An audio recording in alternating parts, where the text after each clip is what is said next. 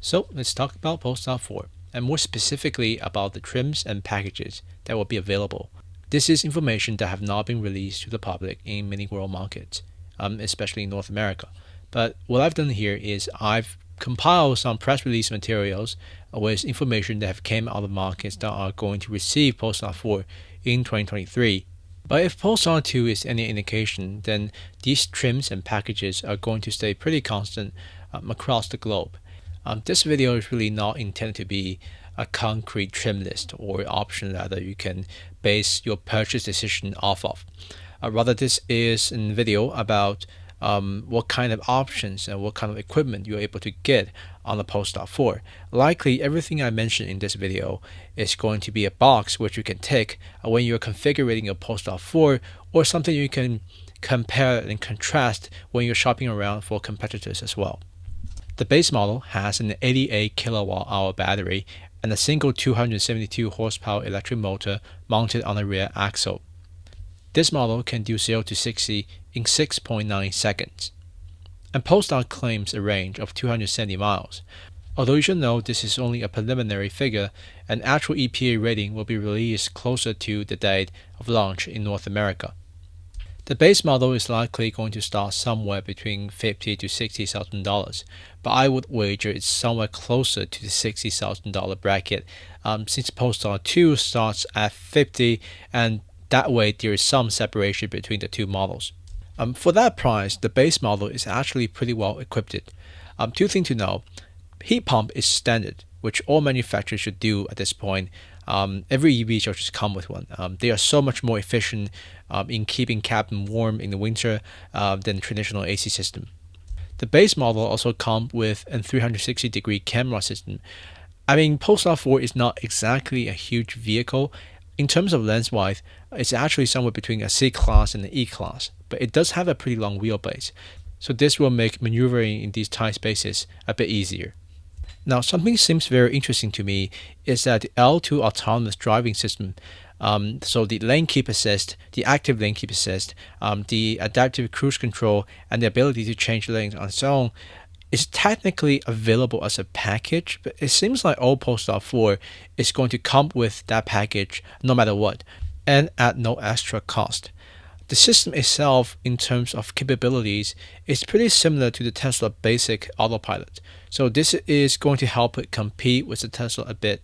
Apart from the pilot package, there's also the Plus pack, and similar to the Polestar 2, it is an all-encompassing luxury package that includes basically every luxury feature you want in an electric vehicle. So bear with me, there's a lot of stuff here.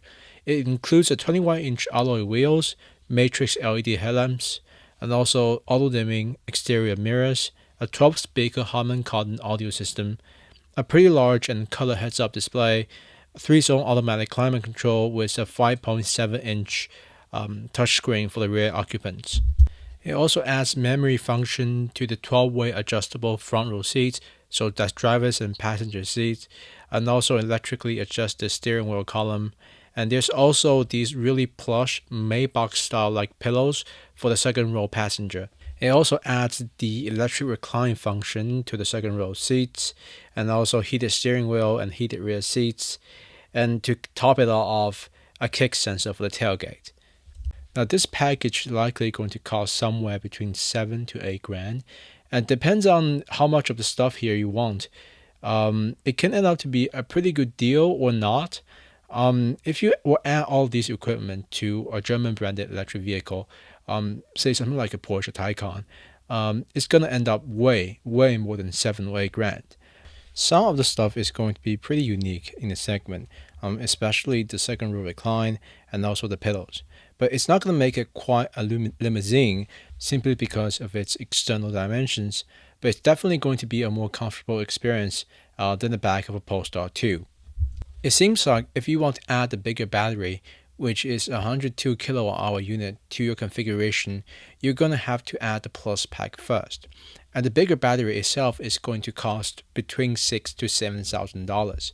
So if you are really looking for that bigger battery, be ready to pay somewhere between $75,000 to $85,000. That bigger battery is going to bump range up to 300 miles, but apart from that, there is really no change to the vehicle. And then the dual motor version is another step up from the long range version, which can only be paired with the bigger battery.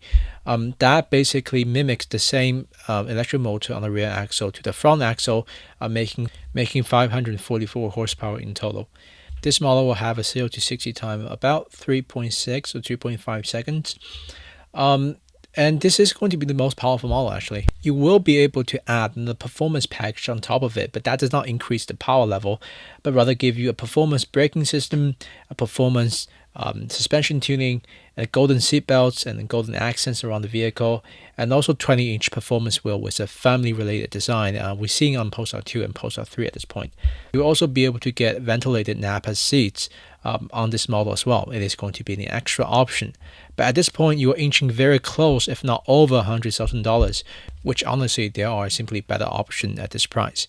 Now we've reached the practical seating of Polestar 4. And in traditional Polestar fashion, paint colors and wheels are going to be standalone option no matter what.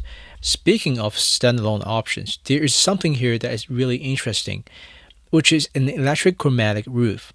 Now what this is essentially a glass roof that can tint to a different color to allow more light or block more light into the cabin.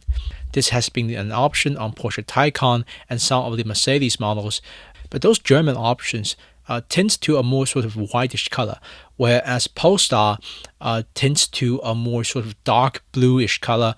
I don't know which one are going to be more effective when it comes to blocking off heat. One of the biggest problems I have against buying a modern EV is that, generally speaking, they don't have a shade over their glass roof.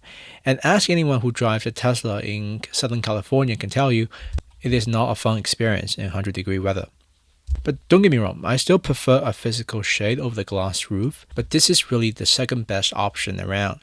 And this is going to help you keep the cabin at a more comfortable temperature while using less energy, especially if you're driving long distances in this warm climate. Now, some of you might be disappointed in the fact that Polestar 4 doesn't seem to come with an air suspension. This had something to do with the basis of this vehicle and the design choices Polestar made. But an air suspension is not quite out of the question. If you want to know more about that, subscribe to my channel for the part 3 of this series where I talk more about where this vehicle comes from and what to expect from Polestar in the future.